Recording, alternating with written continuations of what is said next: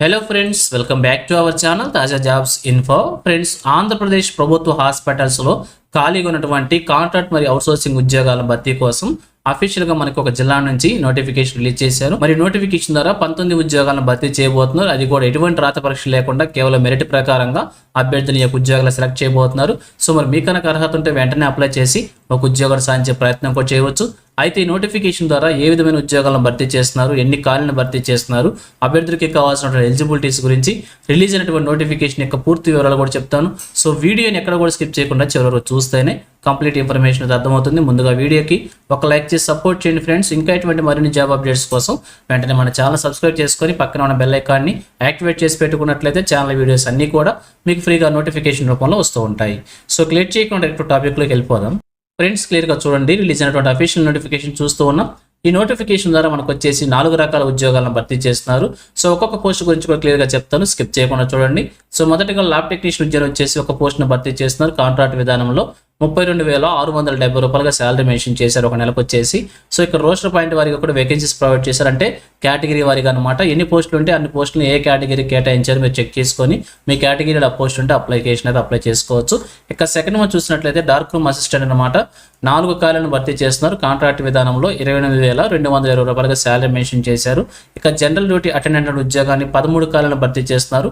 Out sourcing విధానంలో 15,000 రూపాయలుగా salary mention చేశారు. ఇక ఫోర్త్ వన్ వచ్చేసి ఆఫీస్ సబార్డినేట్ అనమాట. ఒక పోస్ట్ను భర్తీ చేస్తున్నారు.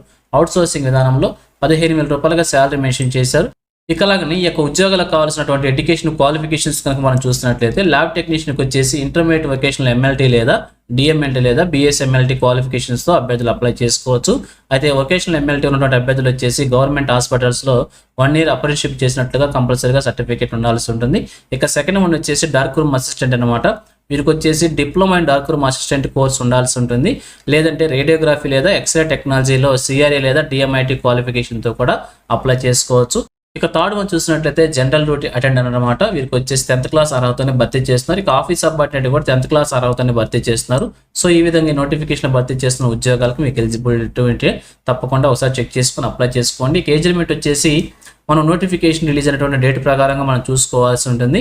సో 42 years వరకు కూడా మ్యాక్సిమంగా ప్రొవైడ్ చేశారు. ఇది వచ్చేసి జనరల్ కేటగిరీ అభ్యర్థులకు అనమాట. So SC ST BC EWS క్యాండిడేట్స్కి 5 years, ఎక్స్ఎల్ఎస్ మనకి 3 years, ఫిజికలీ హ్యాండిక్యాప్డ్ పర్సన్స్కి 10 years చొప్పున కూడా ఏజ్ రిలాక్సేషన్ ప్రొవైడ్ చేశారు. సో దీని ప్రకారం చెక్ చేసుకుని అప్లికేషన్ అయితే అప్లై చేసుకోండి. ఇక అప్లికేషన్ ఫీజు కూడా మెన్షన్ చేశారనమాట. ఇక్కడ బ్యాంకుకు సంబంధించిన అకౌంట్ డీటెయిల్స్ అని కూడా ప్రొవైడ్ చేశారు. అకౌంట్ డీటెయిల్స్కి వచ్చేసి మీరు ఆన్లైన్ మోడ్లో లేదా డీడీ రూపంలో కూడా అప్లికేషన్ ఫీజుని అయితే పేమెంట్ చేసుకోవచ్చు. ఓసీ క్యాండిడేట్స్కి వచ్చేసి 350 రూపీస్, ఎస్సీ ఎస్టీ బీసీ క్యాండిడేట్స్కి 250 రూపీస్, పీడబ్ల్యూడీ క్యాండిడేట్స్కి వచ్చేసి ఫీజు నుంచి ఎక్సెంప్షన్ ఇవ్వడం అయితే జరిగింది. ఇక సెలక్షన్ ప్రొసీజర్ మనం చూసినట్లయితే టోటల్గా 100 మార్క్స్కి సెలక్షన్ ప్రొసీజర్ ఉండబోతుంది. సో ఎటువంటి రాత పరీక్ష కండక్ట్ చేయడం లేదు. మీకు 2 మార్క్స్ ఆధారంగా, ఎక్స్పీరియన్స్ ఆధారంగా ప్యూర్లీ మెరిట్ బేస్ చేసుకొని రూల్ ఆఫ్ రిజర్వేషన్ ప్రకారంగా అభ్యర్థిని సెలెక్ట్ చేయబోతున్నారు.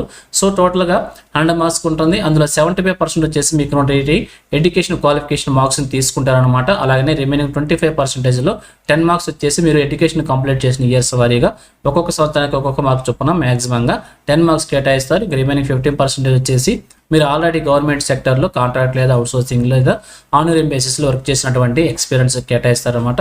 ఈ విధంగా టోటల్గా 100 మార్క్స్ ప్రకారంగా అభ్యర్థుల్ని సెలెక్ట్ చేయబోతున్నారు.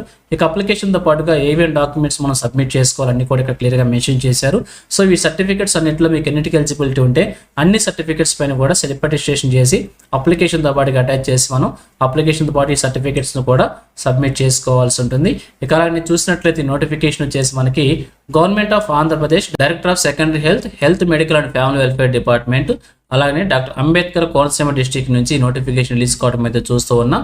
సో కోనసీమ డిస్ట్రిక్ట్లో ఉన్నటువంటి డైరెక్టర్ ఆఫ్ సెకండరీ హెల్త్ ఆధ్వర్యంలో నడపవలసినటువంటి హాస్పిటల్స్లో ఖాళీగా ఉన్నటువంటి ఉద్యోగాలని కాంట్రాక్ట్ మరియు అవుట్సోర్సింగ్ విధానంలో భర్తీ చేసేందుకు నోటిఫికేషన్ రిలీజ్ చేశారు. అప్లికేషన్ వచ్చేసి మనం ఆఫ్లైన్ మోడ్లో సబ్మిట్ చేసుకోవాల్సి ఉంటుంది. లింక్ని వచ్చేసి వీడియోకి డిస్క్రిప్షన్లో ప్రొవైడ్ చేస్తున్న అప్లికేషన్ లింక్ని అక్కడ నుంచి డౌన్లోడ్ చేసుకొని చూపించిన విధంగా అప్లికేషన్ ఫిల్ చేసి రిలవెంట్ డాక్యుమెంట్స్ అటాచ్ చేసి అప్లికేషన్ మనం సబ్మిట్ చేసుకోవాల్సి ఉంటుంది. సో అడ్రస్ చూసినట్లయితే office of the DCHS doctor Ambedkar Konaseema district area hospital Amalapuram ఈ యొక్క అడ్రస్లో మన అప్లికేషన్ సబ్మిట్ చేసుకోవాల్సి ఉంటుంది. సో డేట్స్ వచ్చేసి 19/6/2026 నుంచి 30/6/2026 వరకు కూడా అప్లికేషన్ మనం సబ్మిట్ చేసుకోవాల్సి ఉంటుంది. ఈ నెల 19వ తారీఖు నుంచి 30వ తారీఖు వరకు కూడా అవకాశం అయితే ఉంటుంది. సో అప్లికేషన్ డైరెక్ట్గా క్యాండిడేట్ వెళ్ళి సబ్మిట్ చేసి అక్నాలజ్మెంట్ కూడా తీసుకోవాలని చెప్పి క్లియర్గా మెన్షన్ చేశారు. కాబట్టి సో మీకు కనుక ఇంట్రెస్ట్ ఎలిజిబిలిటీ ఉంటే తప్పకుండా అప్లై చేసి ఒక ఉద్యోగాలు సాధించే ప్రయత్నం చేయవచ్చు. సో ఇది ఫ్రెండ్స్ ఈ నోటిఫికేషన్ గురించి. ఇదే విధంగా ఆంధ్రప్రదేశ్లో ఏ జిల్లా నుంచి ఇచ్చిన జాబ్ నోటిఫికేషన్ రిలీజ్ అయినా కానీ వెంటనే మీ ముందు తీసుకొస్తుంటాను. ఈ నోటిఫికేషన్స్ వచ్చేసి మన ఆంధ్రప్రదేశ్లో ఉన్నటువంటి అన్ని జిల్లాల్లో కూడా విడుదలవుతున్నాయి. సో ఒకసారి మీరు కూడా చెక్ చేసుకుని మీ జిల్లాలో ఉన్నట్లయితే తప్పకుండా అప్లై చేయండి. సో ఈ నోటిఫికేషన్ పీడిఎఫ్స్ వచ్చేసి మన టెలిగ్రామ్ గ్రూప్లో ప్రొవైడ్ చేస్తాను. లింక్స్ వచ్చేసి వీడియో డిస్క్రిప్షన్ ప్రొవైడ్ చేస్తాను, అక్కడ నుంచి డౌన్లోడ్ చేసుకోండి. సో ఇది ఫ్రెండ్స్ ఓవరాల్ వీడియో ఇన్ఫర్మేషన్ మీకు నచ్చిందని అనుకుంటున్నాను. మీకు ఎలా అనిపించిందో కింద కామెంట్ సెక్షన్ తెలియజేయండి. ఇంకా మీ ఫ్రెండ్స్కి మీ ఫ్యామిలీ మెంబర్స్ అందరూ కూడా షేర్ చేసి వారు కూడా తెలియజేయండి. సో ఇన్ఫర్మేషన్ కనుక మీకు నచ్చినట్లయితే తప్పకుండా వచ్చిన లైక్ చేయడం మాత్రం మర్చిపోవద్దు. Thank you friends for watching. మరొక లేటెస్ట్ వీడియో మీ ముందుకు వస్తాను. Have a nice day.